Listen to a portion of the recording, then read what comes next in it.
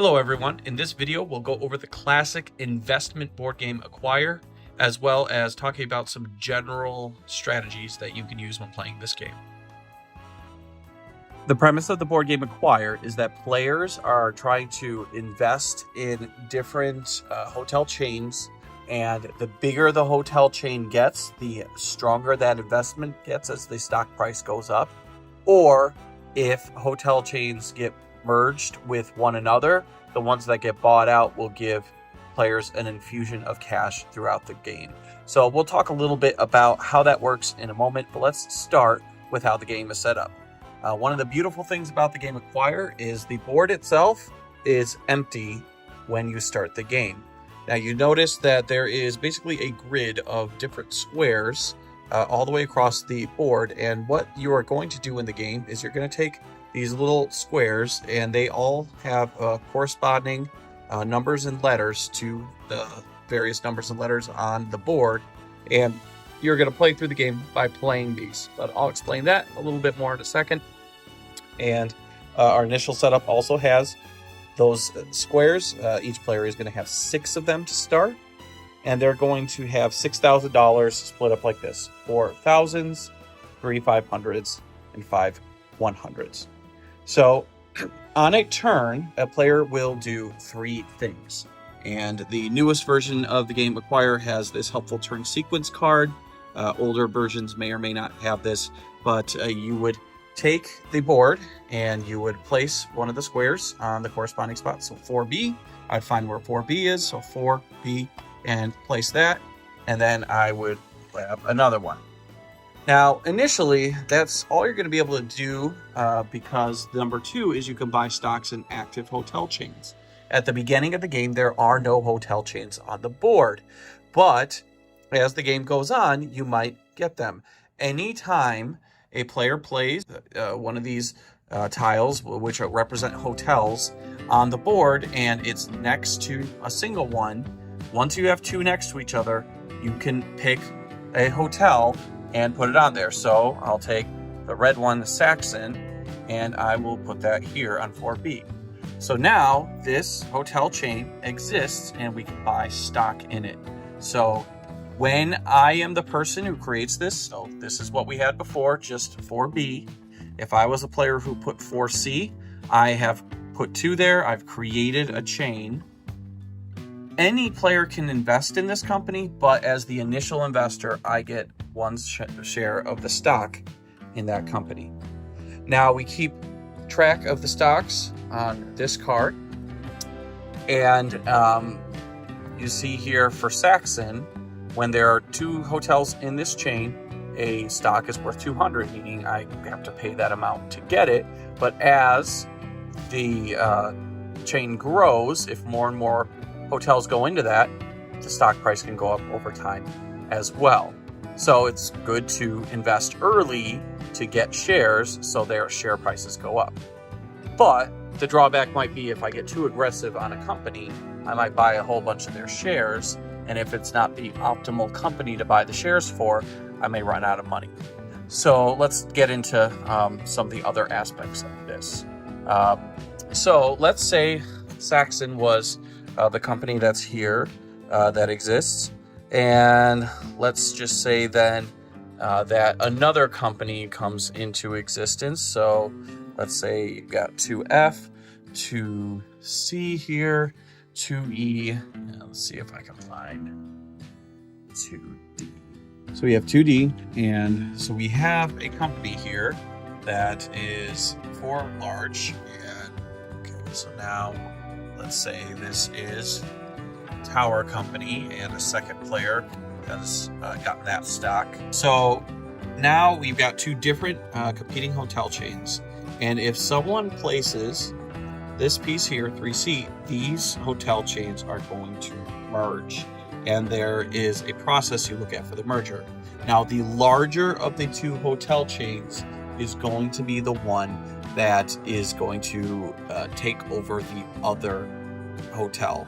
So in this case, since the yellow hotel chain is the larger one, the red one is the one that is taken over and the piece is taken off the board. It's put back in the box. It's available to be used later. But as we go through, when we have the merger, we figure out a few things. First of all, you count the building tiles and determine which one is the larger one. And the smaller chain becomes acquired, and you remove the headquarters as we just did. Then you count up the stocks and distribute bonuses to the top stockholders in the acquired hotel chain. So when you look at the card here that's got all the stock prices, on the side you have stockholder bonuses. So anyone who has Saxon stocks for the acquired company is a stockholder, and the top stockholder, the one who has the most shares, they're going to get a bonus based on the value of the company. Now, the one that was acquired, we just saw was 2, and the primary stockholder is going to get $2,000 right off the bat, and that's going to be the person who has the most shares in Saxon stock.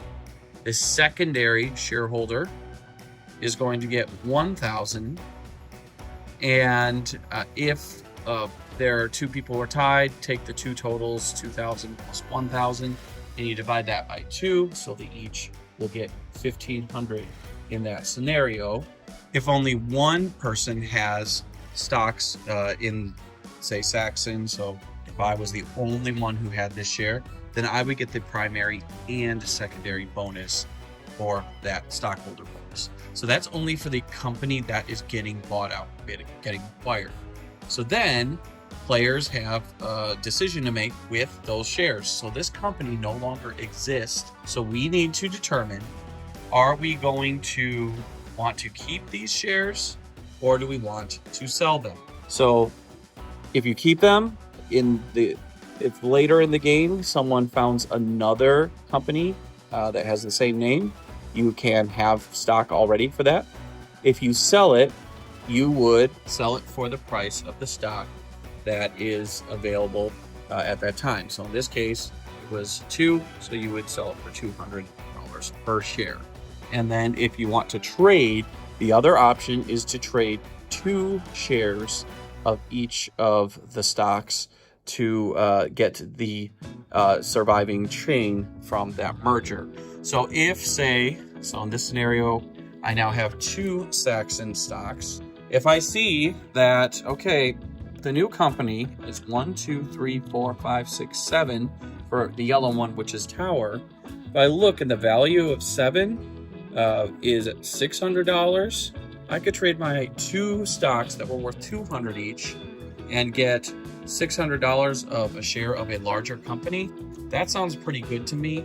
So I could exchange these 2 and then get 1 of the stock for the other share instead. And then once you do that, the merger has occurred and you now have a larger company that could try to potentially acquire other companies. If the scenario that was present when the 3C was put on was this instead of the one we just talked about, where there are 2 companies that have 2 or 2 companies that have 3, whatever the number is, if the 2 companies are tied in the amount, when I put the 3C, I can choose which company acquires the other. So if I wanted to have Saxon be the winning company, I could take Tower and return it. Or if I wanted Tower to be the winning company, I could put Saxon back. And the players need to determine what is better based on their current circumstances. If the player is short on cash, then perhaps they want to get rid of the company that they have stock in, that they could get stockholder bonuses so they can get money to get more investment. If, on the other hand, they have a good amount of money and they have stocks in a company that they think will be stronger in the long run, then they want to hold on to those, that they want to make sure the other company is acquired instead. Players go back and forth, placing tiles, buying and selling stocks, doing mergers, collecting money, buying shares, selling, all that kind of stuff happens over and over and over again until you reach one of 2 scenarios at the end of the game. The first scenario is the one that would ultimately be resolved here, which is if the one company has 41 or more tiles that are connected to one another, that is going to end the game. Either players can immediately choose to end the game, or if they hold off, the another player might just decide to end it on their turn. So that is going to be present, the ability to end the game at any point after 41. The alternate way to end the game is if you reach 11 hotels converged on under one company, under one corporate banner, that company can no longer be acquired. So if none of the hotels have at least 41, but all of the hotels are large enough that they cannot be acquired with from one another, so if all the hotels are more than 11, then that is the alternate scenario for the game to end. After the end of the game is announced, players are going to then be able to collect as much money they can from their investments that they have. First of all, they are going to get primary and secondary bonuses from all of the various hotels that are active at that point. So having the largest hotel, the one that has 41, and having stocks in those hotels is going to be really major. If you are the primary, secondary shareholder, you're going to get 10, 11, or 12,000 if the way the game ended was a 41 or larger hotel. So that is a good thing to focus on as the game goes on. But in addition to having primary and secondary bonuses for every single active hotel, then players will sell back their stock for whatever the price is based on however many hotels are in each chain.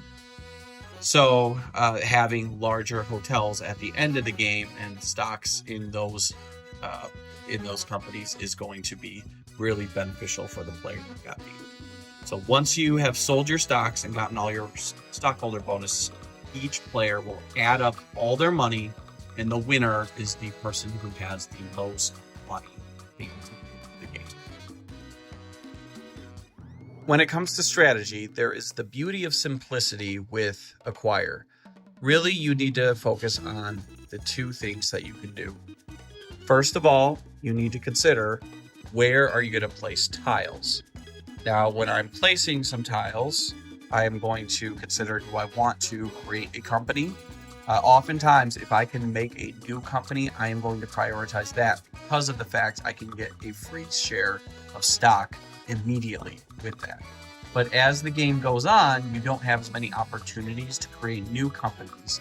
But then you need to consider, first of all, whether you want to continue to grow a large company larger and have the stocks that you have in your possession increase in value, or if you're running short on money, which is going to happen with everyone fairly quickly into the game after you've acquired a few shares, you are going to want to figure out a way to have one of your companies that is merged actually be bought out by some of those larger companies, and you want to be the one who gets the primary